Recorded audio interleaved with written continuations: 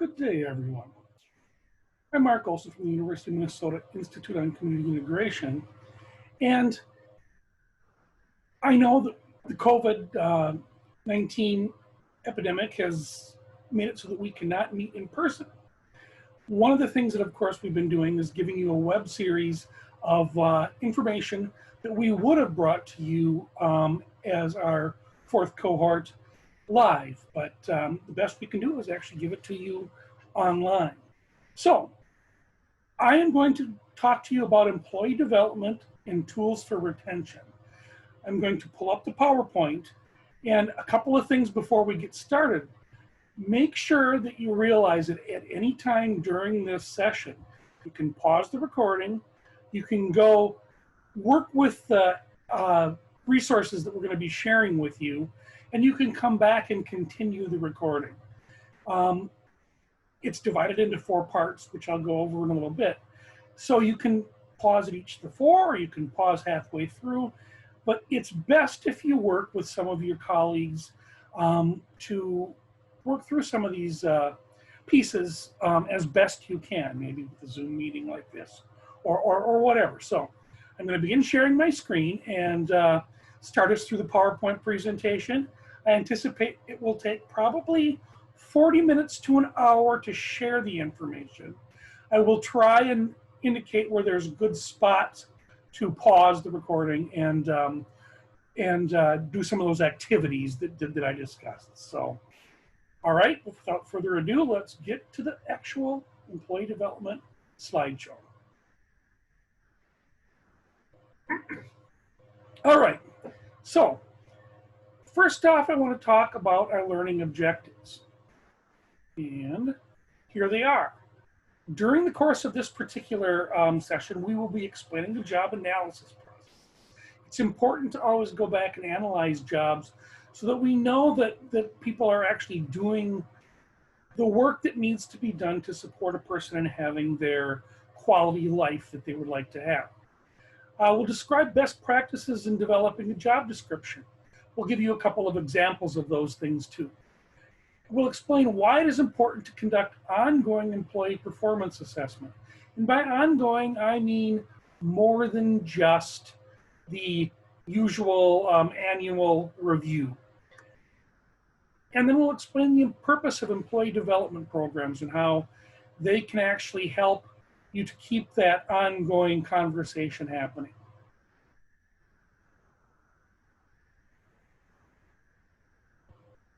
My slide to advance is being weird. There we go. Okay, we'll use a different tool. How about that? My mouse wasn't clicking through, so I'll use the arrow keys. Tools and samples that we're going to give you. They should be available on the site or via whatever was sent to you.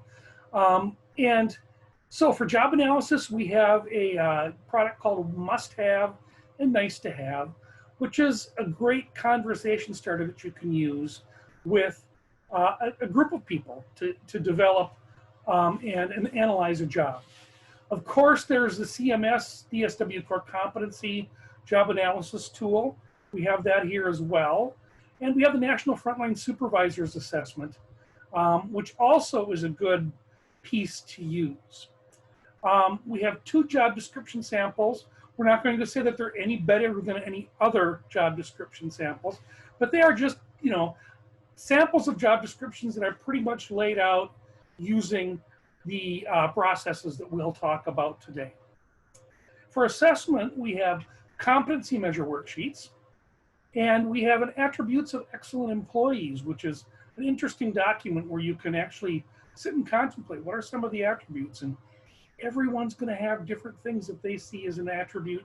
So it's great for discussing with your colleagues and really getting into that development piece of how you have a really quality job description and process for making sure that the worker is able to provide the best life possible for the individual supported. The job analysis and assessment is really important to help develop that job description. You want to define realistic and doable job responsibilities and very carefully look at the duties that you want someone to perform. The tools that we've shared will help you with that. There's a process involved with each tool. Now, one of the tools, the Frontline Supervisor document, does really focus in one of its sections on cultural competence and resilience and cultural humility is what I like to say. And that's really taking into account the culture of the individual in front of you. Everyone comes from different cultural background pieces, be it an ethnic culture, a culture that's a chosen culture, somebody that loves to play board games or video games or something. There's a culture involved with that. Someone like me who participates in theater, there's a culture in that. And really focusing on those culture pieces that work for the individual in front of you. We'll define specific competencies and skills and standards when you're doing a job analysis. It's really important to know that, and it's important to decide what your standards are going to be and how you're going to delineate them to each individual, be it the frontline supervisor or the individual that's providing direct support. We'll define expectations. Oftentimes, that can be a little bit fuzzy for folks. What are the expectations of this role? And if they aren't laid out thoroughly and clearly, there can be some difficulty with communication and making sure that people are actually performing to the level that you would like to see them perform. We'll define essential functions and duties of the job. And every job has essential functions. Sometimes they aren't necessarily the most enjoyable part of the job for anybody, but we all have those essential functions that need to get done. And we want to make sure that we get those included in anything that we would develop. So, job analysis process. There are 5 key steps to the process. Gathering information, and there's so many ways we can gather information, and again, we'll get into that a little bit more in depth later. Summarize the findings that you've developed. Solicit feedback on initial job descriptions drafts. So after you've done an analysis, you want to get initial feedback so that you're really realizing that based on what you can hear from folks that are affected, folks that are the stakeholders in the situation or in the process, are giving you feedback so that you know that it's going to be working properly. Then you finalize a job description, and then it's always important to do that update periodically. So you're always reassessing, and it's a cycle. It is. It's a cycle you have to make sure that you're doing. Obviously, you're not going to change job descriptions on somebody overly quickly. You're going to be creating something, and you want to give it a chance to see how it works before you would change it too quickly. But you do want to always analyze and review and see how you can make it better. Because remember, the main focus is to try and make sure that the person being supported is getting the life that they would like to live. Job analysis process step 1 is gathering information. Again, I talked about the tools, the core competencies and those types of things. The job analysis assessment tools, those pieces that we have in our resources. And remember that there's other things that you can always refer to, the Code of Ethics from the National Alliance for Direct Support Professionals. The personal outcomes from CQL. Some organizations actually are CQL certified, and those personal outcome pieces are very excellent for dovetailing in with what you're doing here with developing analysis of a job and developing job descriptions, and really, in the end, creating a great employee assessment and an employee development program. So, when you gather information, have staff who are currently doing the job complete self-assessments.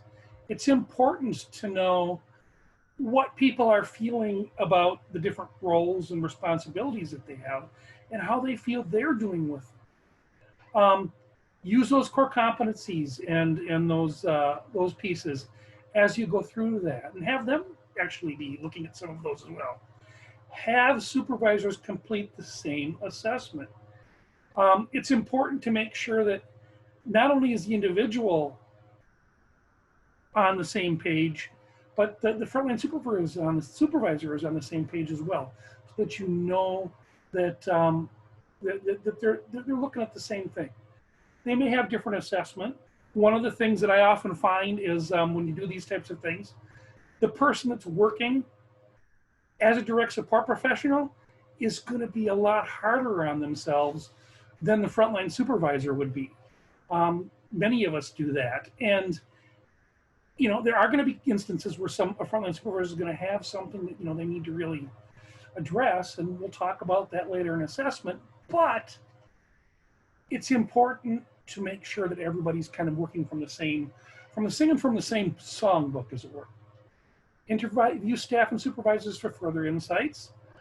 Interview individuals being supported and their supporters to assess the knowledge and skills needed for that specific support. So that's where you're getting into using some of the person-centered practices that we've shared and that we've talked about quite often. Is, you know, you want to make sure that the individual being supported is having a voice in this process as well. So if someone has that ability to communicate quite smoothly and well, involve them, have them talk about what they really need. If someone needs additional support, bring in those folks that support them to actually say, yeah, this is kind of what I'm sensing so-and-so wants, to make sure that they're living the life they choose. Job analysis process, step 1 continued. Staff surveys are another place you can get information. Sometimes a staff survey, depending on how it's written, may or may not be as effective as you'd like it to be. So it's important to know that that's just one of the tools, and include that in what's going on. Team meetings can be a great place to get information.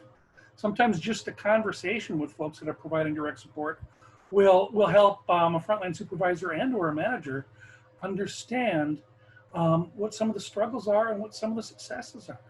And I always say, when you're having that kind of conversation, talk about the successes. We tend to focus so much on where we need to grow, which we want to do, but we should also really celebrate where folks have made inroads and have improved what they're doing and improved the lives of the individuals supporting. Staff focus groups can sometimes be beneficial. I would say caution on that one, and that make sure that if it's a staff focus group, that it's not led by somebody's direct supervisor. It's nice to have somebody else that's kind of not an outsider, at least somebody that's not the immediate supervisor, focusing on those things. Review incident reports and log entries. Those are really important to know if someone's and if what you need to be including in your job descriptions. Review performance evaluations of the best performers. It's important to know what's working. It's important to know when your best performers are doing things, what are they doing that's so successful? Because that's going to help you analyze what your expectations would be. And we'll talk about that a little bit more later too. Review any past job analysis or assessments that you've done. Some organizations have already done some of this, and we're giving you more tools to use to do more of this. But it's imperative that you use what you've used before, because if you take information and you don't use it, it's one of those things that, if you remember the PCT, we talked about creating discontent, and you're going to create a lot more of that cynical discontent if you're not using the information that you've gathered from frontline supervisors and direct support professionals.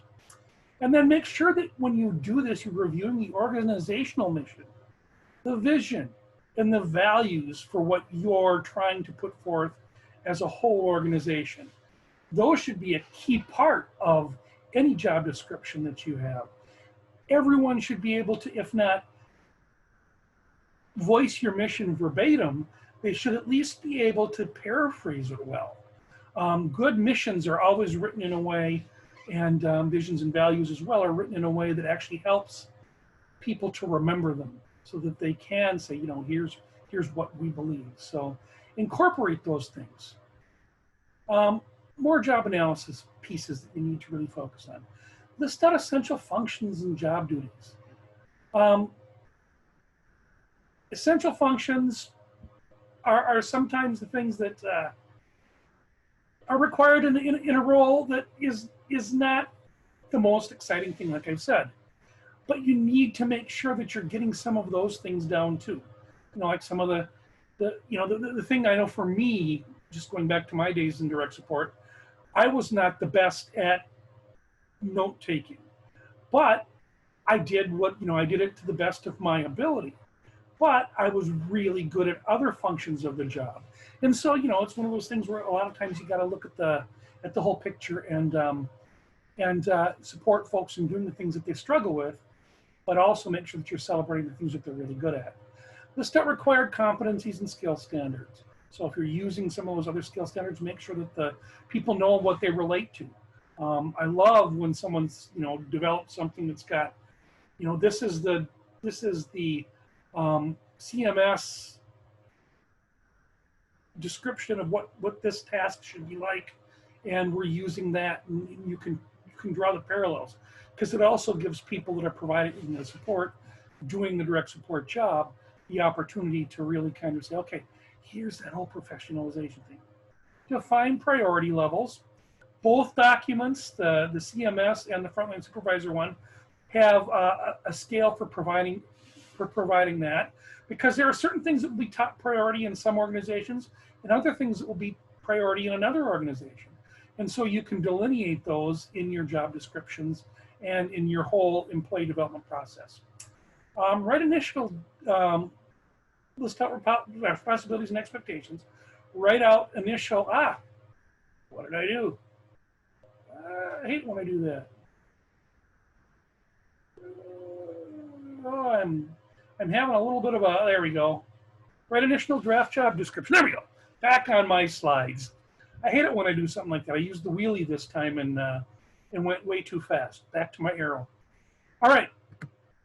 Solicit feedback for accuracy.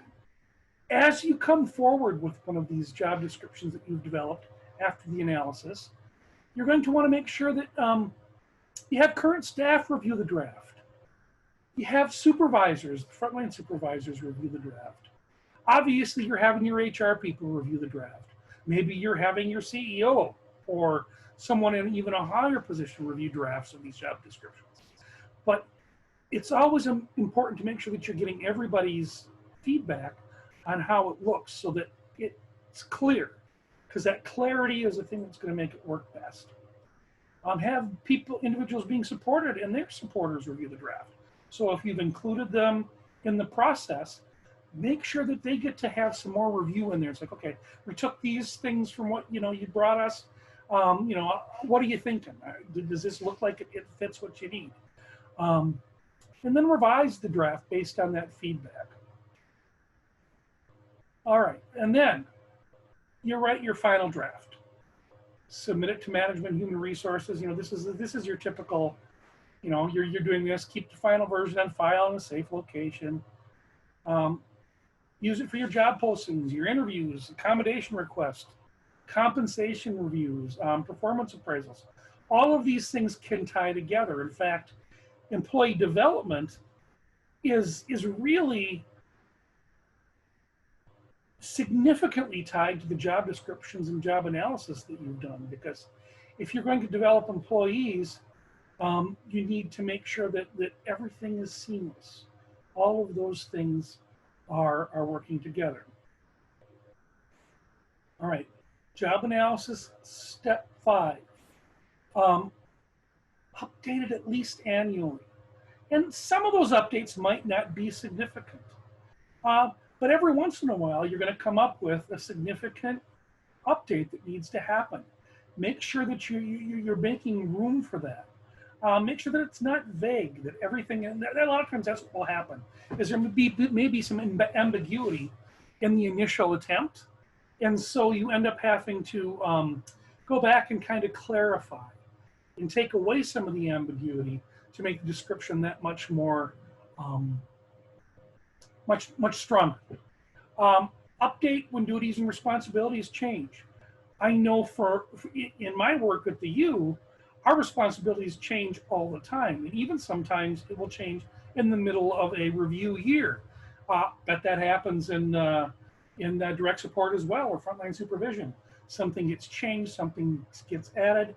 Make sure that that conversation is happening, and that when you move forward, as you reevaluate job descriptions, you say, okay, we need to get this in here, and then maybe this piece is not necessary. Um, One of the things I always like to do is make sure that you balance. Don't like, well, we're adding this, we're adding this, we're adding this, we're adding this. Then all of a sudden you end up with somebody that's like, reaching that level of discontent because all of a sudden they've had so many things added and nothing reallocated to another individual, so they feel overworked. Um, Update when federal or state regulations change.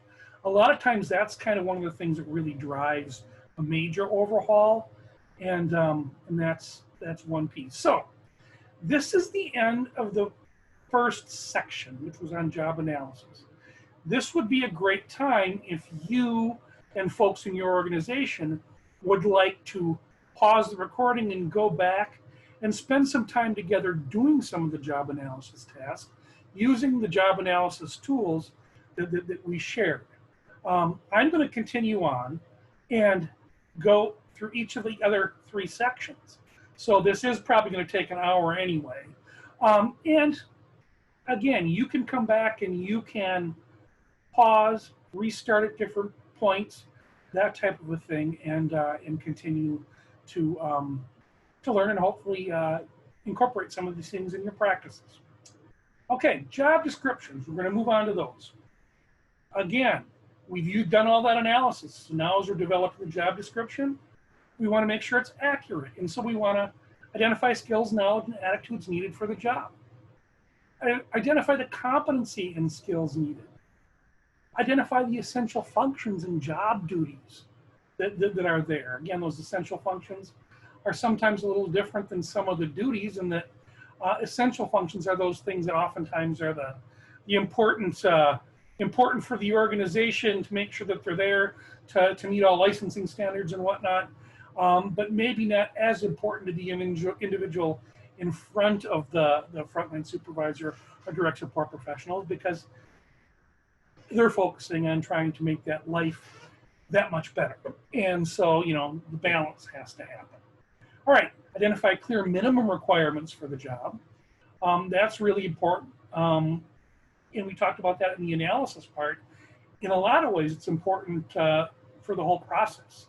So when you're even hiring some folks, making sure clear minimums, making sure clear minimums are there, and and what you're thinking might be exceptionals and those types of things. You also use the job description to sometimes justify an exempt or a non-exempt status. So folks that are, again, working at an hourly rate or their salary. All right.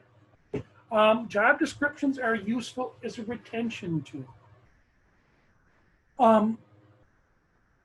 When people perform better and are supported, they have longer tenure. It's just a given. If people feel like they're valued and what they're doing is making a difference, they're more likely to stay. And if you're bringing in a new job candidate, when they come in, if they know what's expected, they can make an informed decision about accepting a job. I know there are people out there, and I bet some of you are probably going to, start nodding your head yes. I'm pretending you're nodding your head yes when I say this, where somebody applies for a job, comes in, goes through training, gets placed somewhere to provide supports, and they last for about 2 days. They realize that it's not the right fit for them, which, in essence is good for the organization too, because if it's not the right fit, you don't want that person to stay. However, you've just invested some time and energy and money, frankly, in trying to bring them on board, and it didn't work. So having these pieces in a job description that can really help a person understand it is important. I know that realistic job previews and things like that can also help with that. But the job description sometimes is the best thing you have to make sure that that information is shared. All right, so useful for all of those pieces. Useful for compensation reviews. So if you're going to be looking at compensation, give a raise, that kind of thing, it's there. Accommodation requests, I think I mentioned that earlier, can be really important. If the job description is very well written, people are going to be able to know what accommodations they might need and seek them out, and you should be able to figure out how you may possibly support them with that. And of course, job descriptions are always useful in a performance evaluation period. All right. Essential elements of an accurate job description include these 5 things: job summary and general information about the job, an overview of responsibilities and key tasks, the required qualifications for the job. So, does this one require a degree? Does it require a high school diploma? Does it require experience of any sort? It's going to talk about the essential job functions so that people kind of know, yeah, in this case, I'm going to be doing some medication management. I may be doing some personal cares. I may be doing some planning and organizing for the individual to be really focused on where they want to be in the community. All of those functions can be listed in there. Listing job duties and responsibilities in order of importance. Sometimes that needs to come into play where you've got that order of importance so that people know what they need to focus on primarily to support an individual, but they also need to know that, okay, here's some other things that we need to pay attention to too, that maybe aren't as important as what's up here, but we need to pay attention to. Job summary. Mission of the employer should be included. Again, we talked about mission and how I was saying the mission should really be something somebody can paraphrase at least, if not say verbatim. Values and vision can also be things where you can talk about it. If you have a nice succinct set of values, people can be talking about how they work towards that value. Job title.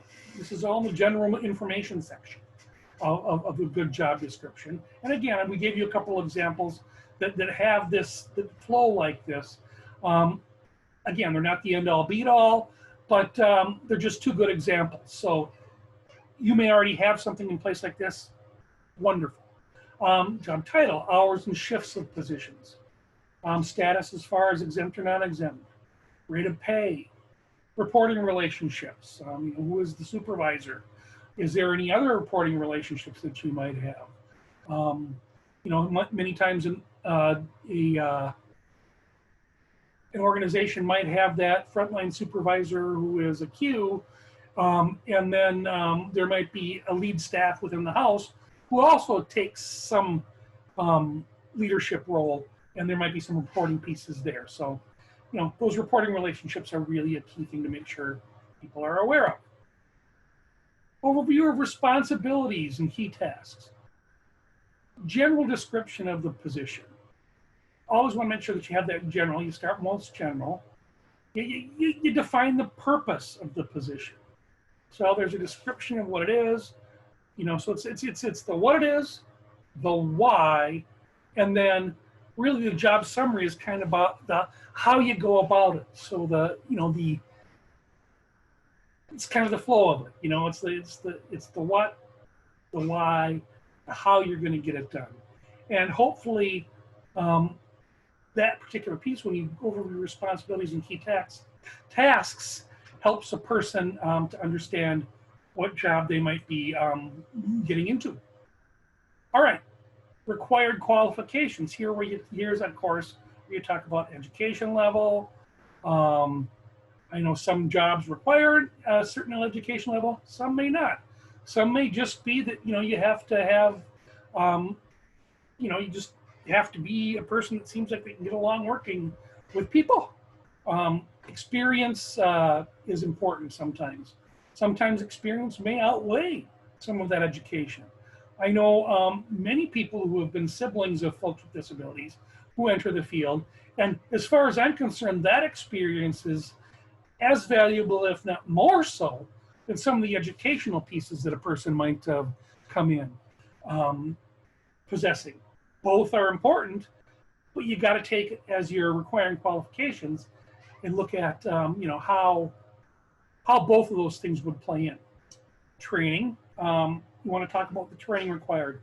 Many jobs positions will require things like first aid, CPR, medication administration, those types of things. So, talking about what some of those things are important. Entry level technical skills. So, what are some of the things that someone might need to come in with that are going to help them get off on the right foot?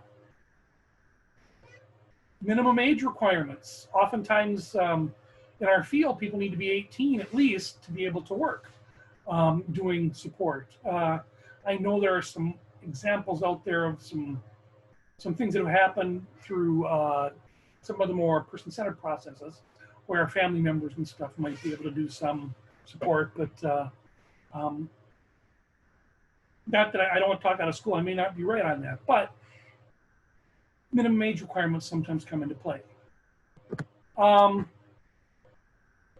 Essential functions. Basic job duties that an employee must be able to perform.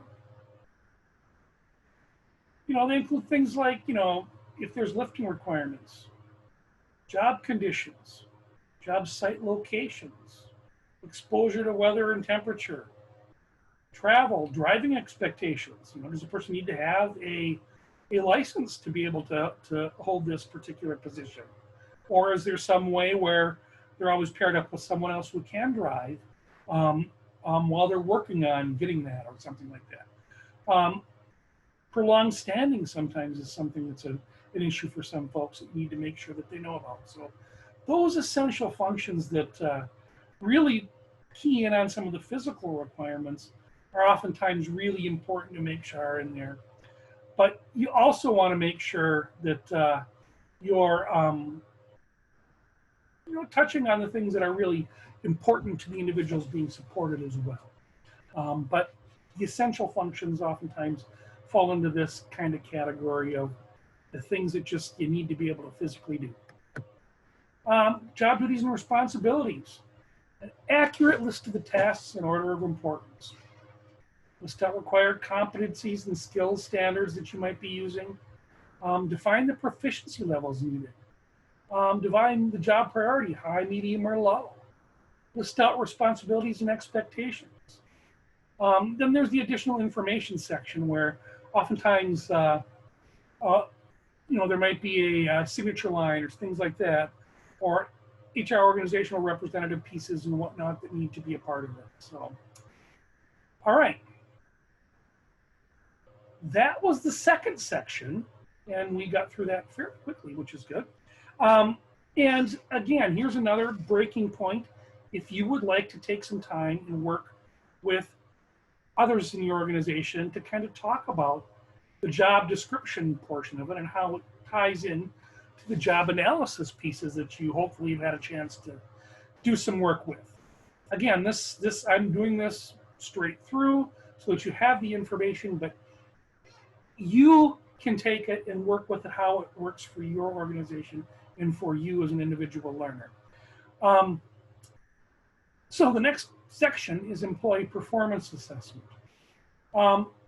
This is also known as AKA an annual job review, a performance review, employee performance appraisal, employee performance evaluation, and there are other things that that someone might use in this particular piece.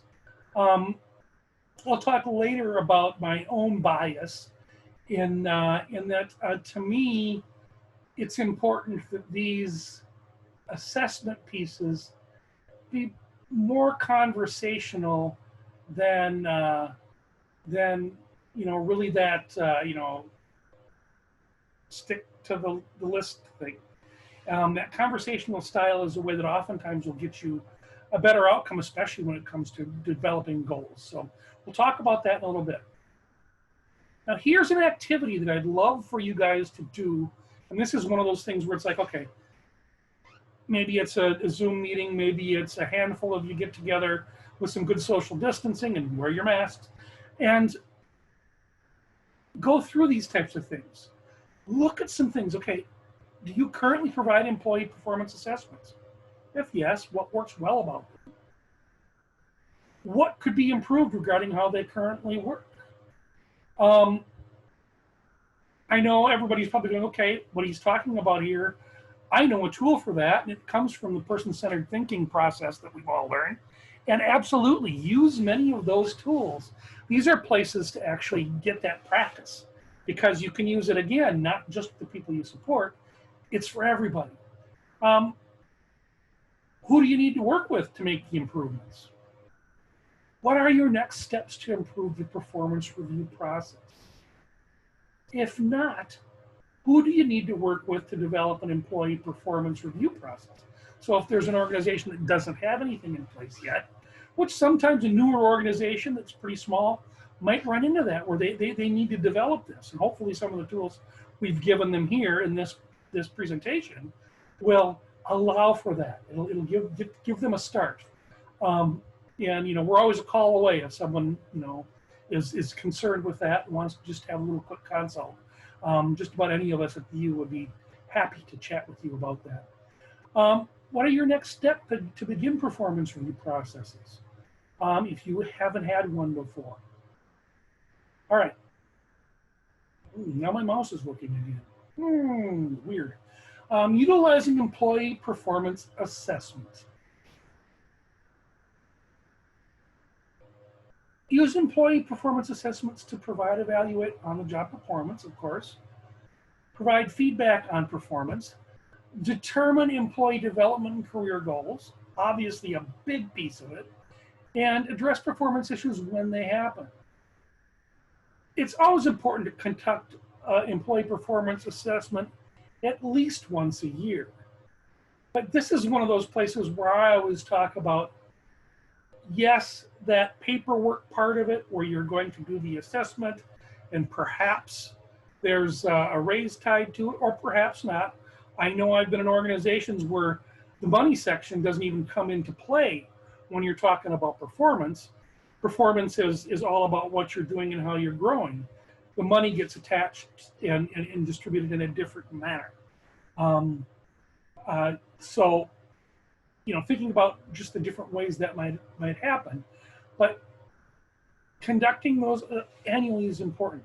But the big piece that I like to always focus on is nothing should be a surprise in a performance assessment or an annual review. Nothing should surprise either the individual or the frontline supervisor, because you're going to be having, hopefully, an ongoing discussion, ongoing assessment pieces, even if it's just passing conversations, jotting down, like, okay, this is what changed, this is what affected this might change the outcome on this particular goal or this particular job duty, and making sure that you're aware of things going on throughout the whole process of the year. So when you come to needing to assess and having this final assessment, everything can be there. I know one time I did have someone that I needed to deal with some performance issues. Well, I dealt with them obviously directly at the time.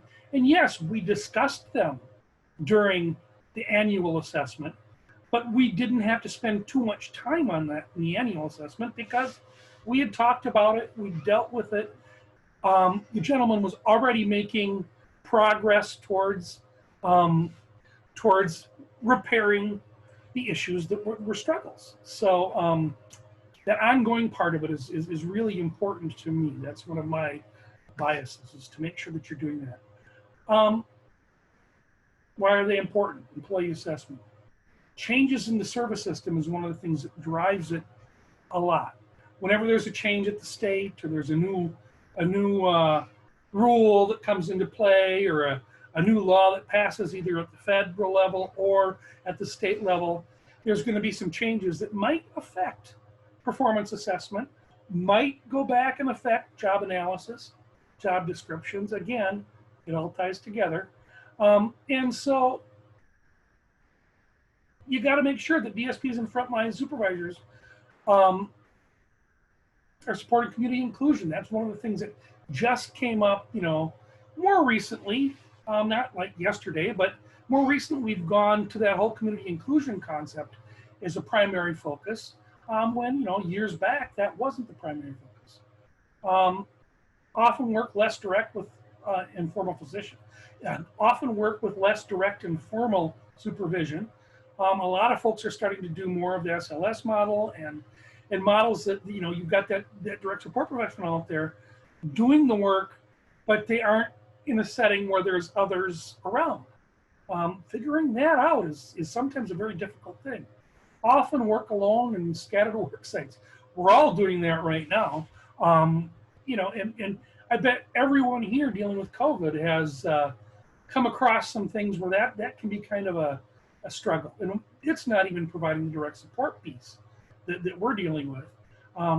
It boggles my mind to think about folks in direct support and frontline supervision and how they're getting by during this time. I'd love to hear from all of you guys about what's going on with that. Services are more individualized and outcome-based. So again, our push in Minnesota for that person-centered practices piece to be driving outcomes for individuals we support is key. And that was a key change that came in very recently and that you guys have all embraced.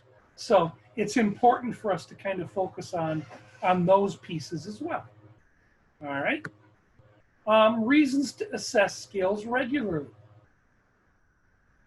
Accurate employee assessments can identify any skill gaps that people might have.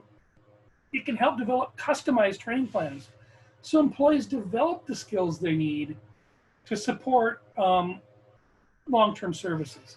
So it's important to look at each individual in that way. Again, the person-centered practices thing goes across the board. It's not just about people that we support, it's about all of us. I'm gonna go back. All right, so identify which skills are needed again. You're assessing them regularly. Ensure mastery of needed knowledge. When someone masters it, one of the things I love to do is provide the feedback that's a positive. Now, one of the things that's person-centered about that is you don't want to, if somebody's, quite introverted and doesn't want to be brought forward in front of the whole group that, they really did something well. They may be somebody that you're just, sending a little note or just catching on their own or sending a gift card or doing something that shows that you saw that they did something great and did it well. And, that's just their preferred way of being shown that they're valued. And then there's others that, yeah, it is just, tell everybody that I did this. I really like people knowing that I'm going above and beyond or doing really well with a specific thing. Ensure the competency and the needed proficiencies are there. And identify also training needs. A lot of times you can come into this and it's like, there's all kinds of training resources out there. Some of you have shown interest or may use College of Direct Support or College of Frontline Supervision Management. Those things actually, and other products out there too, are things that you can say, okay, someone is struggling with this piece. Here's a training need. Here's training I can actually help them get to. All right, and this, I love this little graphic that I pulled up because it indicates that, to me and to most organizations, employee performance assessment methods are all of this. Everything is all intertwined. Direct observation on the job is one of the things that's really important to do as you assess people's skill sets and how they are doing in their job. Employee self-assessments and performance surveys. Those can become as long as you're able to get the relationship in place. And relationships really are something I haven't talked about yet, but the relationships with individuals that supervise them and individuals that they work closely with are really key to making sure something like this could work, where employee self-assessment and surveys can actually gain good information. You want them to be able to be truly honest. You want them to be able to give themselves that slightly lower score than you might, so that you can point out as a supervisor that, hey, you know what? It's good to know that you want to strive better there, but here's what I'm seeing. I'm seeing you actually doing a little better than you think you're doing. And it gives you a chance to give some of that positive feedback, as it were. Work samples prepared by employees can sometimes be a great thing, especially if somebody's looking to get some sort of certification. And there's things out there that would offer that. Coworker feedback and reviews can be something that can be effective. That's another one where you probably have to have the right environment and develop the right environment over time to make something like that work. Because sometimes people are a little leery about sharing about their peers. And some people aren't, but it's one of those things that you do carefully. Supervisory feedback and reviews is always important, and I think that that's something that everyone probably does already when they're doing an assessment. Interview with employee, and interview with people with disabilities and their supports. Now, interview with the employee is one of those things that I always say, you know what? Interview, it's a word. Yes, it makes some sense to call it an interview. But to me, this is where I'm always about, okay, having that conversation. If you've done ongoing assessment throughout the year, it becomes less of an interview and a power over thing and more of a power with. Because anytime you go into an interview, or I should say, go into a review type setting, there is just that intrinsic power over kind of concept. And the more we can get away from that being the feeling, the better the conversation and the better people are going to be able to move forward and select goals that are going to really be beneficial for the individual to grow, but also in supporting the folks that they are serving. All right. On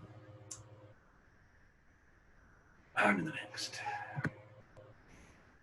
All right. Develop an employee performance assessment process. Obviously, you develop the format of the employee assessment. You identify the performance standards and review schedules. You identify feedback guidelines for reviewers, and you schedule performance assessment interviews or conversations, as I like to call them. Those are the key components to developing that process. Now, all along the way, if you develop that format and that process, you're going to actually be having that conversation with each individual throughout the year. So that again, when it gets to that conversation or interview at the end, nothing's a surprise to either party in the room. All right. Okay, so you're developing your assessment. Okay, here's where it comes back to that job description. Here's where it comes back to that initial analysis you did. It's based on the job description, list of expectation. There's a performance section usually. Then there's individual performance goals. There's oftentimes an employee comment section and a supervisory comment section, and of course, a signature and date section. I know oftentimes people feel like when they sign something, they're signing it, oh my goodness, I'm signing that everything in there is true. We always go about talking with folks that we support about, you're signing that we've had the conversation. You're signing that we've talked about these things. And we always offer opportunity for if there's something that came up that you're not quite in agreement with, you can put an addendum into the conversation that here's something that you didn't necessarily agree with. So it allows for some of that additional feedback. The other thing that can really be very stressful here is, I was talking about this presentation with my colleagues, and one of them brought up that as a new frontline supervisor, this can be really intimidating when you're coming into a situation and you have to give somebody their annual review and you've been supervising them for like a month. Um, the relationship hasn't been built yet. So it creates even more of a stressor. So as you're developing um, your review processes, it's probably important to talk and to have frontline supervisors share how they've dealt with that type of a thing with anyone new. So whether it's a mentoring situation or you're having that discussion amongst frontline supervisors that okay, here's something that might happen to you when you first get into a position. So got a little side note there, but I thought it was truly valid. So performance standards and review schedules. Here's kind of what you do. There's a 30, 60, 90-day reviews that oftentimes are pretty standard. All employees at least annually, so that new employee gets a little bit more attention right away. As needed to address problems and issues. That's that whole concept of throughout the year, as needed to address issues. And again, it's a conversation you have. It's a let's nip this, let's talk about this, let's figure out what the struggle is here, and maybe it's just someone's not there. There's not a clarity in the job description, and someone's just not getting what's being expected, and so it's just a conversation about what the expectation really is, and then when you go back and assess, that job description then becomes that much stronger. Consistency, use the same evaluation format for all employees. You can customize specific job positions, but oftentimes you're going to have a lot of things that are going to be very much the same. So, you may have, when I first came into the field, I was hired as an arts and crafts instructor. So I had all the instructor goals that were, all of the other instructors were doing. But then I also had the added skill sets and pieces to run the arts and crafts program that were a part of my job. Someone else was doing the athletics piece. They had those pieces on top. So there's where the customization can come in things where there's, additional responsibilities or, someone might be taking on doing all the scheduling. So that gets added to their description. Competency assessment examples. Minimum expectations need to really be delineated well. Non-acceptable performance needs to be delineated quite well.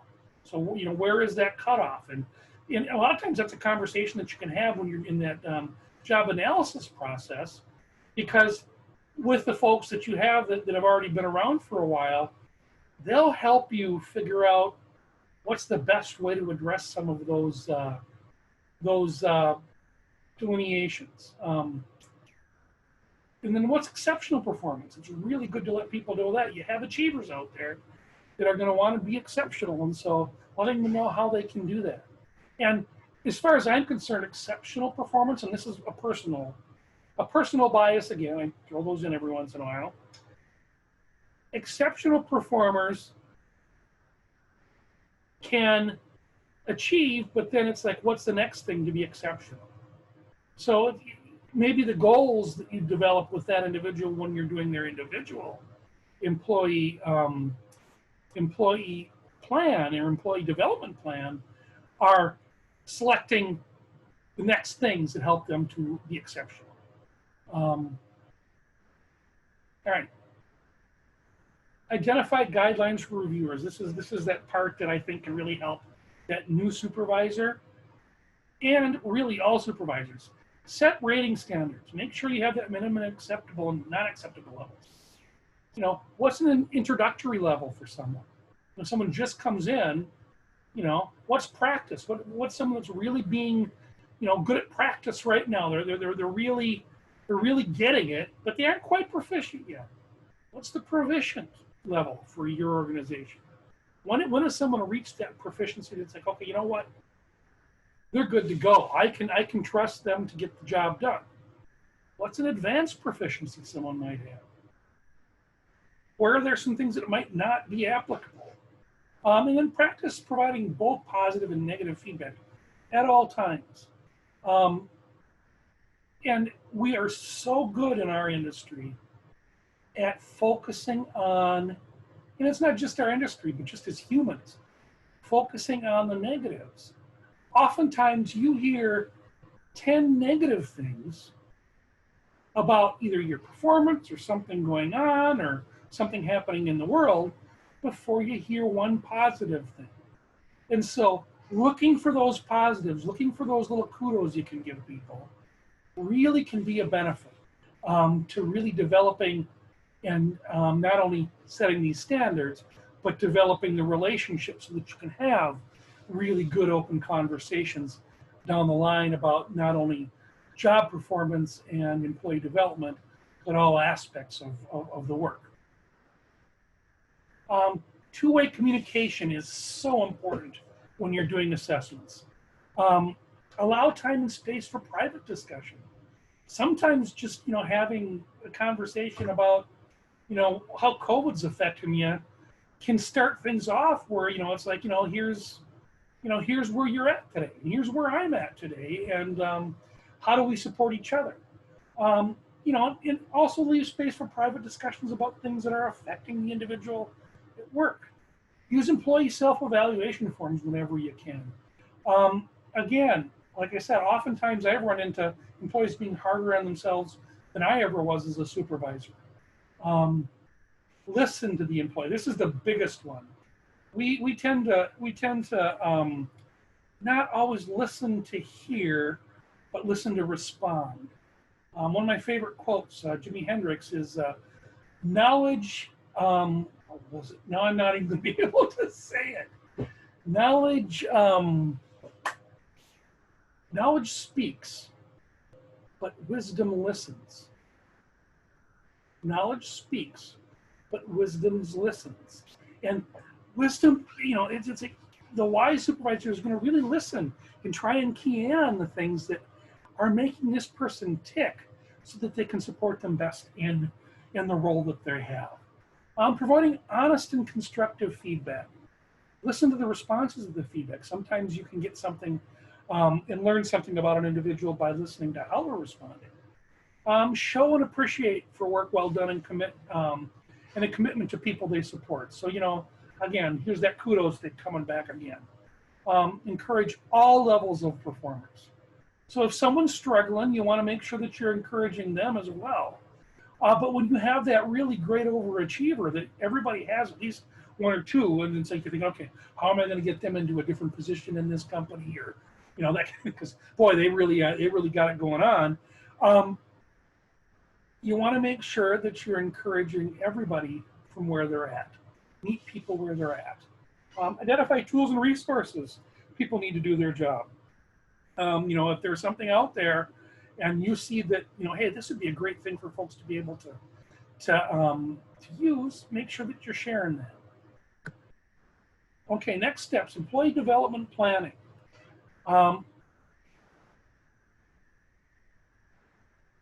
Set realistic, attainable goals.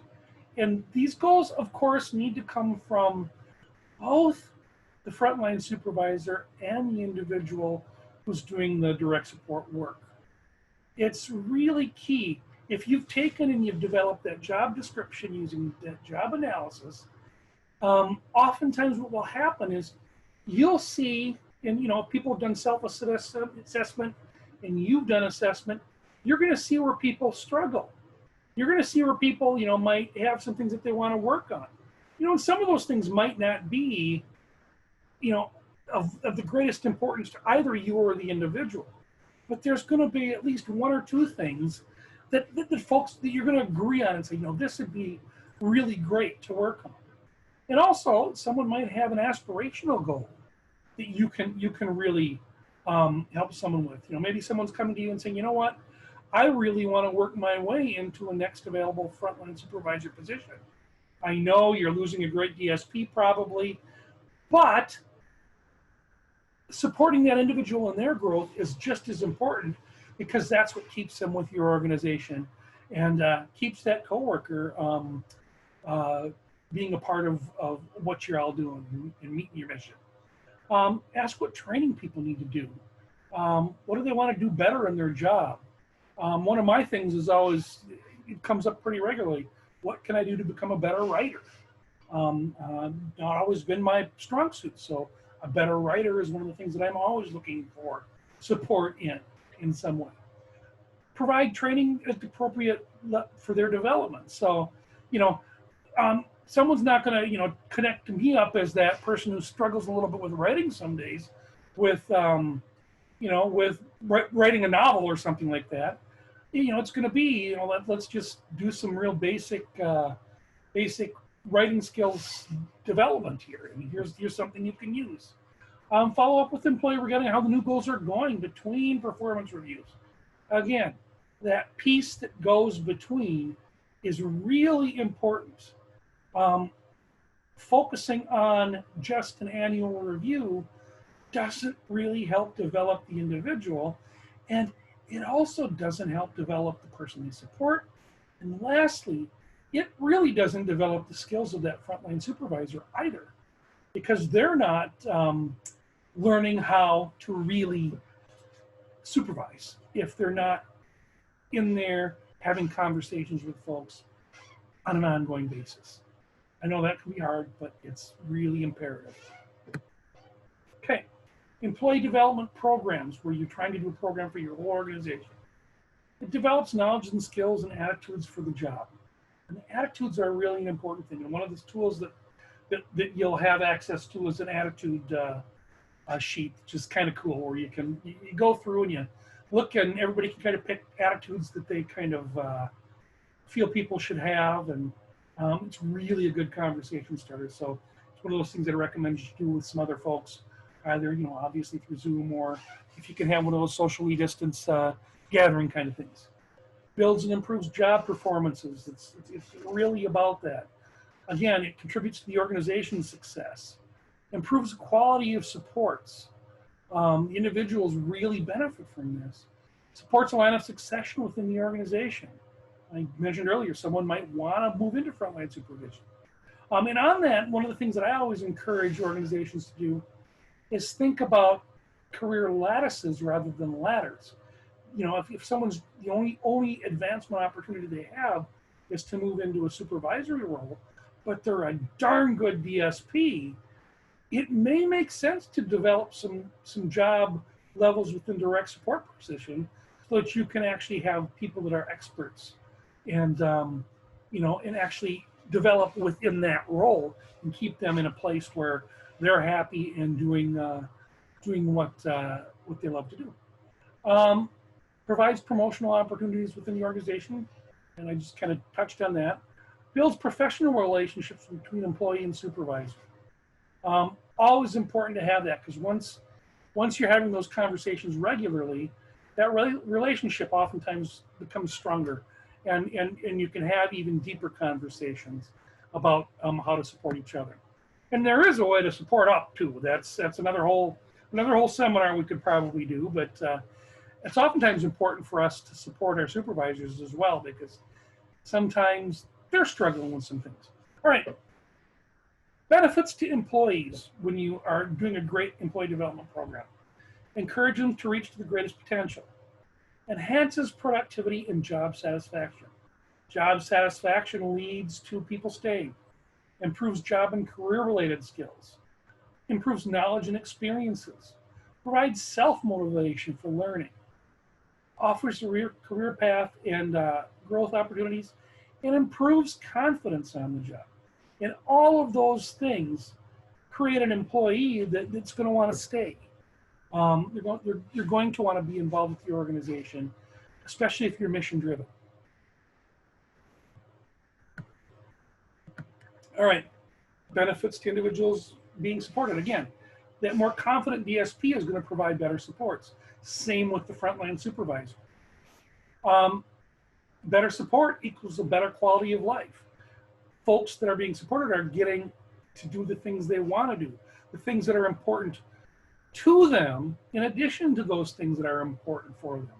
The balance becomes the norm, as opposed to struggling to get everybody their specific activity that they choose to be a part of. More stable and effective workforce equals organizational effectiveness. The more you can keep quality people around, the better your supports and services are going to be.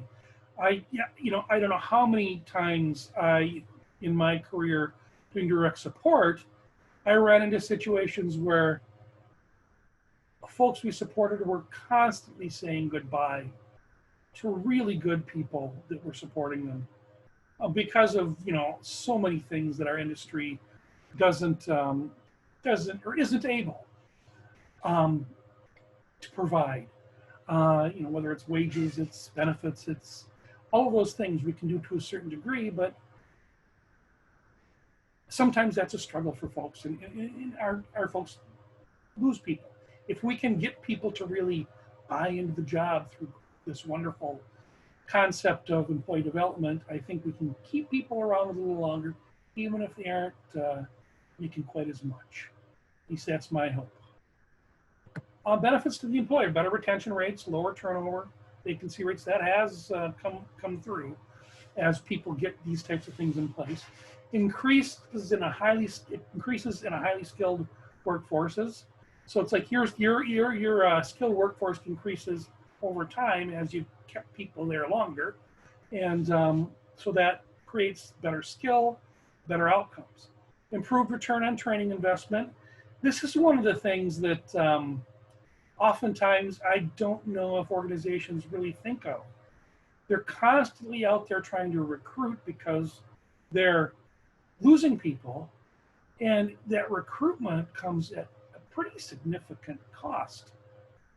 No matter how you advertise or how you try and recruit people. And it's important to keep focused on retaining the good people you have so that you don't have to spend quite as much on that front end. And so if you're pouring that into training and investment that improves folks that are there, it's hopeful that you can keep from having to do quite as much recruitment. Improve competitive edge when you've got that higher skilled workforce.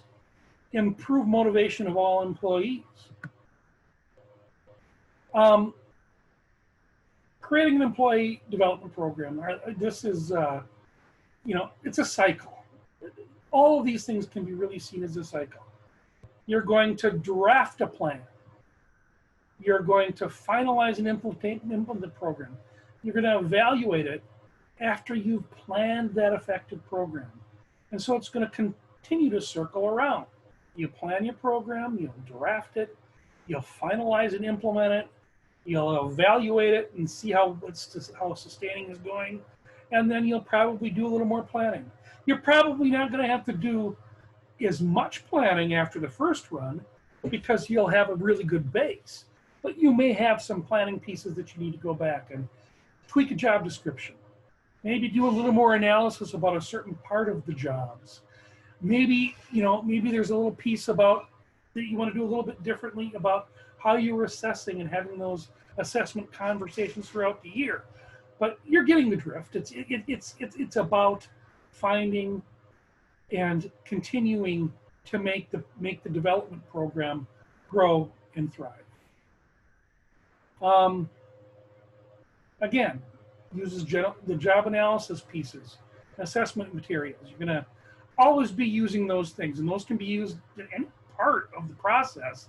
But we start them with that, initially as you're developing job descriptions. Again, it's key to align with the organization's mission and values. And it helps with your allocation of human resources. And it also solicits and gets buy-in from decision makers and stakeholders. Include those stakeholders across the board whenever and wherever you can. Bring parents and guardians in to this process. Find out what they're thinking, what they're feeling. Have the individuals you support giving you the feedback, like we talked about in the job analysis and job description development portion of this presentation. Those other voices can sometimes really give you great direction. All right, oops, that's not what I'm going to do. All right, so now I'm going to this. There we go. It didn't advance, so weird. Sometimes the mouse works, sometimes only the arrow works. All right, drafting a plan for employee development programs. Again, identify your possible resources and tools. We've got a bunch for you here, but there's others out there. You know, go out there and search and research. You might find something that works for you better than what we're sharing. But I think what we're sharing is going to give you a good start. Better for you, I should say. I'm not going to say it's better than what we're sharing, but you know what I mean. Developing rewards and recognition is important. Aligning the program with the organizational strategic goals in mind, and developing evaluation methods and measurement tools that really give you effective data. Getting good data points aligned so that you can do it. Some of you probably already have some data pieces in place, yet some of you might have some other data points you want to really look at. And as you look at these job analysis and this job development piece, you might have some new ones that you want to incorporate into different things, be it surveys, be it your review process, or any of those things. I'm losing my voice here. Been going for a while. Finalizing and implementing employee development programs. Again, seek feedback from stakeholders on the draft. That whole cross-section of stakeholders are good. I always encourage that inclusion of somebody that's being supported and folks that support them whenever you can. Seek approval of management and human resources decision makers. They're probably already involved with the process, but if they give you the go-ahead to really do the development, you know, directly between frontline supervisors and direct support professionals and bring it to them, you know, you got to bring them in at that point. But hopefully they're involved with it from the beginning and they're a part of the conversation, and they're a part of the conversation with everybody involved. Implement the program, roll it out. You know, when you roll it out, say we're rolling out this new employee development program, we're gonna be open for feedback throughout the whole process this year. We want to make sure that you know, that it's going to work, and we're going to be needing your input over time. Kick off the program, give it a go, and everybody kind of starts to work with it, and be open for that feedback, and you know, come up with some really good ways to collect that evaluation. You know, the anecdotal, someone sharing with you a story of how it works is great. Yet if you can get some really measurable numerical data from what you develop, you're going to have the best of both worlds, and that's what you want to try and have in any kind of evaluative process. Analyze the data and summarize the findings. Then there's a describe and discuss piece. You know, what was successful? Again, here comes some of the person-centered processes that could be applied. So, you know, what's working, not working could be done here. What were employees, some of the barriers and challenges and issues experienced? What needs to change or improve for the program? Gee, now it's looking like a 4+1. You know, there's multiple person-centered tools that could be used here to develop this, or it could just be a really facilitated discussion where you're asking these questions and you know, really getting that feedback through a group, or even just, you know, in a survey or something. But report findings to decision makers and stakeholders.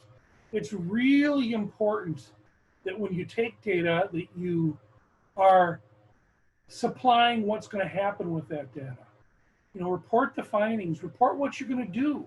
Talk about the revisions you might make to your program or your processes, so that folks are able to improve what you're doing with your whole employee development program. Individual employee development, this is the last bit, and then we'll be done. Again, at any point during this, if you want to work on a specific section, pause it, work on that section, come back to the presentation. Again, I'm just recording it through so that you got all the information. You use it how it best works for you and your organization. All right, the plan for an individual, self and supervisory skill assessments. So that whole assessment piece where both people assess works really well. I've done this on an organizational level on a different project where I went in with the frontline supervisor and a key staff person and had them do an assessment of their what's going on in the environment that they were working in, and I went in and observed what's going on in the environment that they're working in, and then we came together and talked about what we saw and what they rated themselves and what I rated them. Again, there was oftentimes a little bit of a discrepancy, but what happens is when you have those discrepancies, it creates the opportunity for a really good discussion about why I saw it this way and they saw it that way, and it creates the opportunity for growth. Identify employee development goals. Again, that should be done something that's done between both supervisor and individual. Sometimes the supervisor is going to have a specific goal they want someone to work on, and that's okay. But it's good to always make sure that the individual is involved in selecting their goals too. So, if I have one as a supervisor that I need this person to really work on this, I'm also going to be open to them saying something else that they want to work on and support them in working on that as well. So that there's a little bit of a quid pro quo, as it were, where both are getting something additional out of it. The best, though, is if you can find the goals based on what your assessments are that you can both agree on. These are the things we need to work on. Identify and gather resources that can be developed or can help the person develop on those goals. And then provide support and guidance as a supervisor. Always a key piece. Draft the plan, again, identifying those statements, getting the action steps in there, a time frame from accomplishment. Some goals might be only a half a year. I mean, you can set things up so that we're going to work on this for the first half, this for the second half, or something might be ongoing through the whole year. But that whole plan for identifying the evaluation of this is important, and what potential barriers the person might have. And then that ongoing conversation and support is really key. Folks really need to know that you're there to help them achieve the goals that they've selected and are planning to work on. How do you finalize a plan? Meet and discuss the drafted plan. Provide feedback and revise the plan as needed.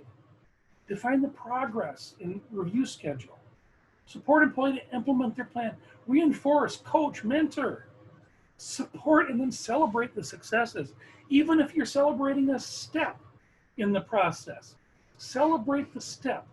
Because when you celebrate that, it motivates someone to move on. And again, make that celebration something that works for the individual. I love it when folks in a frontline support role, frontline supervisor and or direct support, have one-page descriptions themselves so that people can know how best to support them in things. And it just helps with that process even more. Now, there was one document that we had that was specifically for this. It's an actual employee development planning form that you will also have in the documents that are shared with you. All right, so we're coming to the end. Competency sets we used, links to those here. Also, you guys have probably had these shared with you multiple times.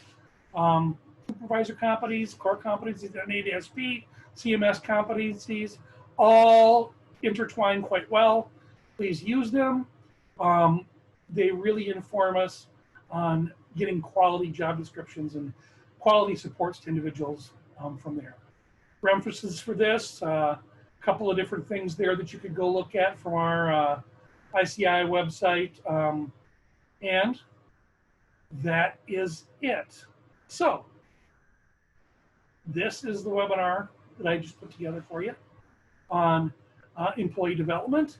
Again, it ended up being 1 hour and 23 minutes or so. Again, take it in chunks as you need. You don't have to do it all at once. Meet and talk with your peers along the way and do some of the exercises and activities using the forms and sheets that were shared. So thanks for listening. I love supporting you guys. I cannot wait till COVID is over and we can have some sort of in-person time together again. I love working with all of you over the course of these years, and have a great rest of your day.